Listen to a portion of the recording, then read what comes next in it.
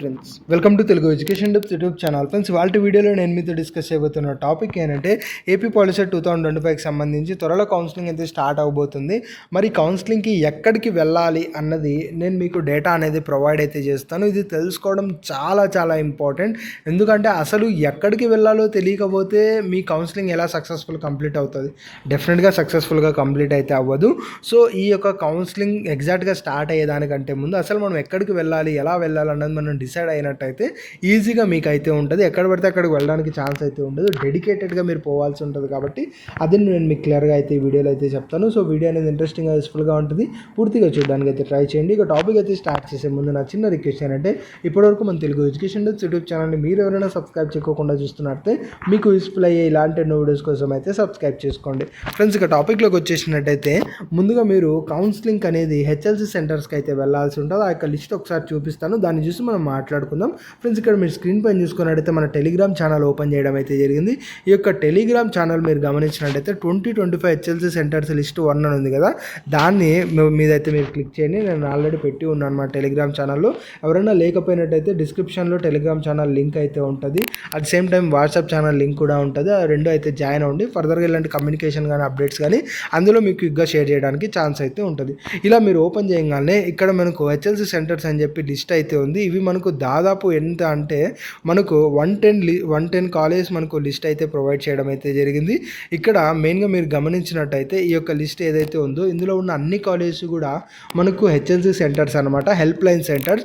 అంటే మీరు ఏదైతే సర్టిఫికేట్ వెరిఫికేషన్, గుర్తుపెట్టుకోండి, సర్టిఫికేట్ వెరిఫికేషన్కి మీకు ఇచ్చిన ర్యాంక్స్ ప్రకారం ఏదైతే మీరు వెళ్తారో అది మీకు ఈ యొక్క కాలేజెస్ ఉన్నాయి కదా, ఈ కాలేజ్కి మీరైతే వెళ్తారు. ఈ కాలేజ్లో ఏ కాలేజ్కి మీరు వెళ్తారు అంటే గుర్తుపెట్టుకోండి, మీరు ఏదైతే కాలేజ్ మీకు హౌస్ దగ్గరలో ఉందో ఆర్ మీరు ఏదైతే సెలెక్షన్ అయితే చేసుకొని ఉంటారో ఆ పర్టికులర్ కాలేజ్కి వెళ్తారు. ఇంకా ఏంటి అంటే మనకు రిజిస్ట్రేషన్ అప్పుడు కూడా మీరు ఏ హెచ్ఎల్సి సెంటర్కి విజిట్ చేస్తారో అన్నది కూడా మీరు సెలెక్ట్ చేసుకోవాల్సి ఉంటుంది.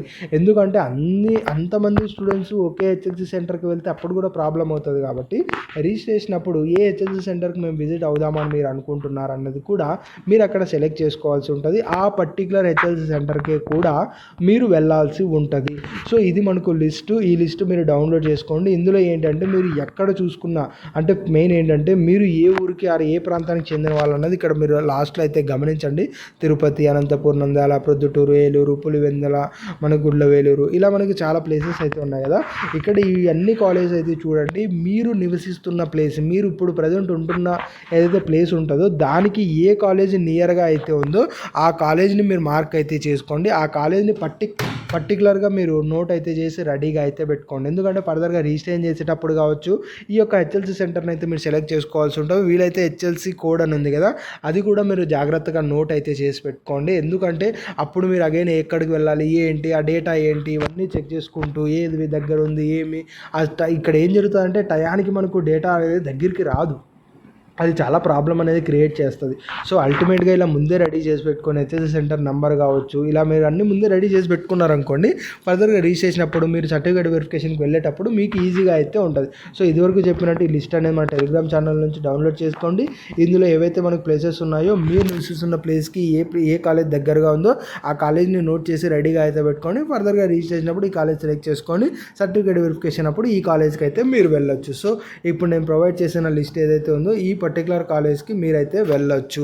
సో గమనించండి, ఈ కాలేజ్కి మీరైతే వెళ్ళండి. టెలిగ్రామ్ ఛానల్లో మనకు లింక్ అయితే ఒక పీడిఎఫ్ అయితే ఉంది, గమనించండి.